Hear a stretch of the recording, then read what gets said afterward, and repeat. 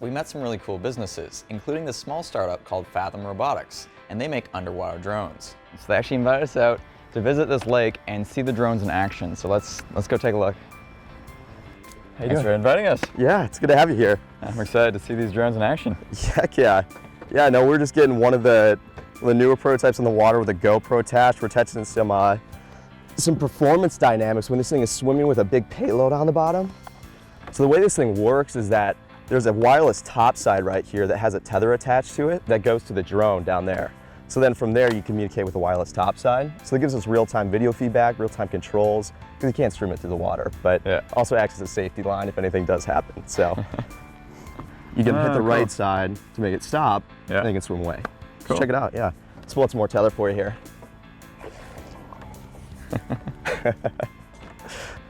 I don't know if it's the recent control updates or if it's just you being a good pilot, but you're making it look kind of easy. Yeah. So if you were watching this thing, let's see where we're at. I don't even know where we are. It's come a long way. When we first tried this, it was like, oh, I don't feel good. Yeah, so we're doing cool. Yeah, we're doing even more to try to make this so that people can just throw the FPV goggles on and it's not incredibly nauseating. It does take some getting used to though. So we might have you thought about a rear-mounted camera so you can kind of see the nose of it? Actually, yeah. Give you a bit of perspective? Yeah, so something that we've been working on is this action rail on the bottom, as you noticed, is adaptable so that you can actually slide 2 GoPros on it. What I've done a lot actually is done 360 video with 2 GoPros where have one positioned towards the tail, have one positioned forward. So you actually get this awesome kind of action shot of the tail, kicking out bubbles as it dives or rises. So we'll see if I want to pull it up really quick. Yeah, that's a nice little test ground. Yeah, it really does challenge the technology because it's not a perfect situation. That's what we like about it, where it's not crystal clear water, it's not obvious where you are all the time, and that makes it a lot easier to kind of know the limitations of the technology and what we can expect to try to address before these things start shipping, so. Yeah. Because not everybody lives in the Caribbean, and we realize that, so that's why we don't test in the Caribbean. We test in these sorts of locations, so. Oh yeah, this is actually. We'll give it some real food now. Some dog food. And while we were in town, we decided to check out the local hackerspace. See, we're not the only ones with dead robot on our front lawn.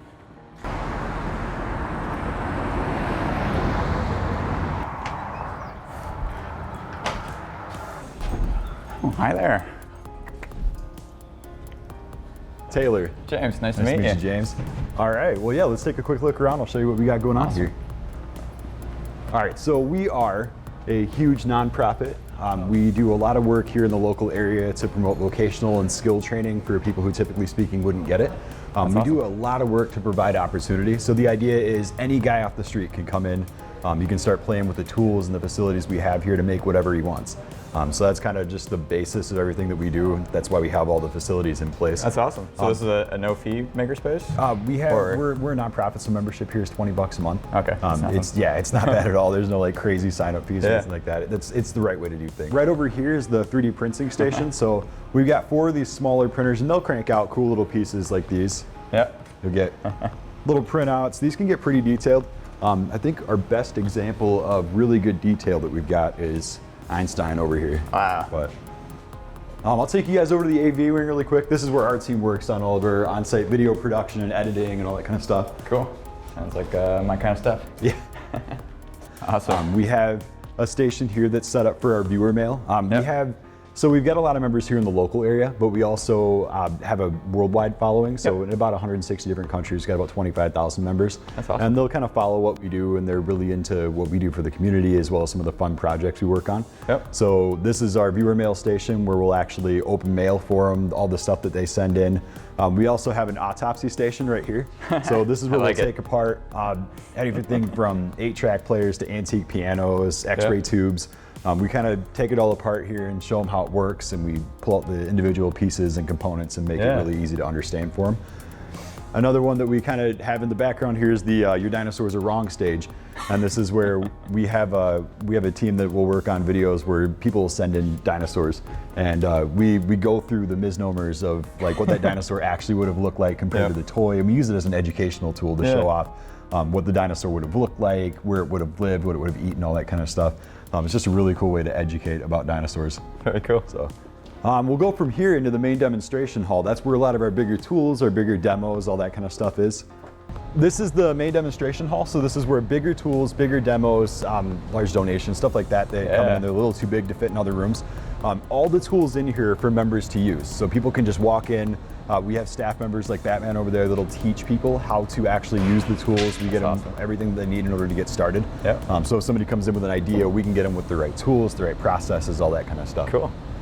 This was originally a roller coaster simulator. It's going to be a flight simulator. We're going to throw helicopter controls in there. And get, essentially, what's going to be different about this one is in this cockpit, you're going to be able to fly a drone outside of the cockpit. Ooh. Yeah, and this will move exactly how the drone does. So you do a barrel roll, so will this. It doesn't seem like a very graceful creature, but this thing will move. Yeah, so it's 2-axis? Yeah, it's really awesome. And we're going to be doing a big project with that to put that together. We offer this to members as well. They can come in and use a big, huge, beefy SR100 for all their projects. You can see just various things people have done, but I've seen like kids do Pine Box Derby cars in here. I've seen high school seniors come in and build like a big printout of their school mascot. Nice. I've also seen some really practical applications. If you look there on the plastic, that's actually bases and stands for the Tesla coils that we work on. Oh, cool. So, yeah. Nice. 20-foot arcs. Absolutely crazy. You recognize these guys? They're on the YouTubes, aren't they? Something along those lines. I actually just saw the video you guys are doing the art price thing or whatever down there. Yeah, that's why we're here. Cool. This is a big 6-axis KUKA industrial robot. Nice. This is actually for members to come in and use. We let anybody who really has a sincere and passionate desire to learn how to run robotics and get into the field, just jump in and start playing with it. We've had 14-year-old kids come in here, grab the book and start playing with it. We don't care whether people make robot roller coasters or chop onions with it. We really don't care. We just want to have them in here and learning and doing stuff with it. Nice. So right now they've got a camera mounted to it because they're actually going to hook this up to a high-speed camera that will be able to monitor something high-speed, like an explosion, something along those lines, but with the robot moving. Yeah, so it's very precise and very fast. Yeah. So the idea is we put a really nice camera on there that can capture a lot of frames at once and just whoop, throw it right through. This is story behind this? Yeah, this is Project Mitsubachi. Essentially, we're really big people about like just because we can, we're gonna do it. Yeah. And somebody, I believe the whole story behind this was somebody had said, you can't make a car look good with spray paint. Nice. So spray paint and tape, all the lines, and that's impressive. Yeah, it was really good. The only not spray paint thing is the clear coat, obviously, because once you do that much, you want to protect it. Yeah. That's great. Wood shops right here. Everything in here, we always require one-time training on this because, like, you know how it is when you first get into workshop classes or something. Somebody's got to teach you. But once everybody's trained and they know how to use the place, we just let them at it. We have people that'll just kind of come in and build whatever they want, whether that's cutting boards or whether they want to come in and do rockets. We don't care. We just care that they are in here building. It's a really good time to see people come in and work on unorthodox projects like puzzle houses, pieces, and all kinds of cool stuff. So downstairs, this is where our IT team works on our on-site PCs, our infrastructure, our networking, everything that kind of makes this place tick on the internet. That's all these guys. And this is also an area where members can come in and work on their own computers. So if somebody is, needing a computer repair done, as opposed to sending it to, a repair shop or something, they can come here and they can actually talk to somebody who knows what they're doing and get involved with them, and they can learn how to fix this. We need more places like this. Yeah, honestly, the idea is, if you're able to do all this stuff yourself, not only are you going to save yourself a pile of cash, but on top of that, then you get the skills to do it, and that just leads to more self-directed, self-propelled learning. You know how it is. You get interested in one thing, you move on to the next, and move on to the next. So right around the corner here, this is our electronics lab. It's a little bit crazy right now. We just got a donation in with a bunch of stuff involved, but essentially what you've got in here is everything that you would need to get any kind of circuit board work done. The machine over there is set up with software for circuit board design. And it's kind of hidden away in the corner here, but we actually have a circuit board printer. Nice. So This is the RC Aeronautics Room. This is where everything that lives on everything that flies on a remote lives. We got helicopters and all kinds of stuff. We also just had a drone racing league from Grand Rapids come in and kind of take over in here. So they're teaching people how to build racing drones and how to do FPV and all that kind of stuff. How big is this facility? Like 43,000 square feet. Sorry? 43,000 square feet. 43,000. So this is the laser cutter as well as the printer. We actually just did a little bit of work to sort of upgrade and revamp the laser cutter, so it's got a better exhaust system on it now. Nice. We've done some painting and sort of fixing it up. Yeah. But yeah, this is we use this a lot, honestly, for gift shop stuff and pretty much anything and everything. Oh, hi. Hi. What's You're up? giving a tour. I figured I'd just see what was up. I know that logo. Hi there. Hi. It's a pleasure James. to meet you. Chris. These are the big power supplies over here. That's Project Thumper. And just so. I remember that. Yeah, there's a couple videos on that out there. You can actually get to try that today. I mean, You're here, you get to push the big red button. Awesome. You've seen the videos on this, so Yep. that's the actual cap bank. And this is about 2/3 of the caps. We keep these caps in Thumper, and this is the big one for lab use. There's a small portable version of this that has half the capacitors, and that's Kicker, and we take that around doing demos at like schools and stuff like that. And then the big one is Stomper, and that one's down in storage in the bunker. Because this is as big as you can go and be in the room when it goes off. Wow. This does 144 megawatts. Stomper does 1.8 gigawatts.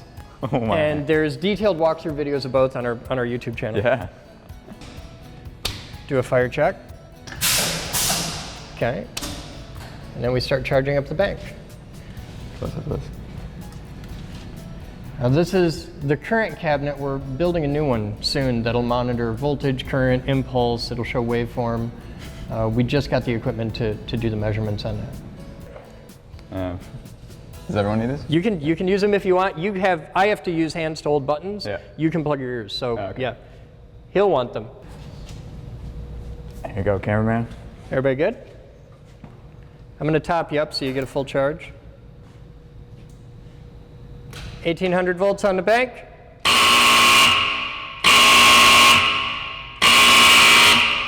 Clear to fire. Zoomed in? Yeah, go ahead.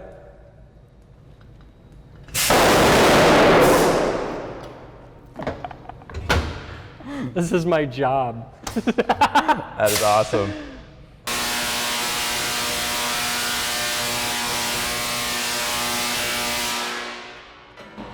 System safe. Lights. That's awesome. So compared to what you've seen in Austin, this is a toy. Yeah. But the big ones will be pretty bad. The one part I don't recognize is that guy there. Can you explain what's That's going on? because you saw the guys in Austin, you've seen their coils, and they're all electronic. Yeah. Everything they do is solid state. This is a classic AC Tesla coil. This is old school. This is a synchronous rotary spark gap. And if you send me an email, I'll send you a link that breaks down all of how this works. Okay. Basically what it is a mechanical switch that's switching about 22,000 volts at 10 or 20,000 amps, about 300 times a second. And it's doing it precision. We take the motor apart and machine flats into the armature. So that when you buy a motor like this, they spin at about 1,760 RPM-ish, give or take. This motor is locked on at 1,800 RPM. And because this motor is absolutely synchronous with the input AC waveform, we can control the position. If you look inside there, you'll see a disc with little pins on it. Okay, The pins are made out of tungsten carbide. Okay, So this is a switch. When the pins on the disc come into alignment with this here, the switch closes. So this lets us time the pulses to fire into the primary from the capacitor bank very, very, very precisely. Anyway, so it's awesome having a tour. The Geek Group is an awesome makerspace here in Grand Rapids, Michigan. I highly recommend you guys check it out. We get tons of comments all the time about how do you get started making things, doing the stuff we do, other makers out there. The key is find yourself a makerspace like the Geek Group. There are tons all over the country. Just search, go on Google, search up makerspace in your city, and you'll probably find one. And it's a great place to find like-minded people and awesome tools that you can start using to make whatever you want. So Absolutely. check it out. You can find us at thegeekgroup.org or walk right in our doors here on Leonard Street and we'll get you started. Awesome, thank you. Thank you so much. So I don't know if we've ever mentioned this in a video, but it's one of our dreams to actually open up a makerspace, kind of like the Geek Group in our hometown in Kitchener. So I just thought I'd let you guys know we'd love to open some kind of space like this to actually be able to give back to the public and have a place where we can host events and allow people to use some of the tools that we get through sponsorships in order to make whatever they want. So hopefully someday in the future, maybe not so distant future, we're hoping to open up some kind of makerspace. Anyway, thanks for watching, and I hope you enjoyed the video. Make sure you're subscribed, notifications turned on. We have some awesome projects coming down the pipeline. And let us know in the comments if you'd like this kind of project, and we should do more interactive projects for public spaces like this one.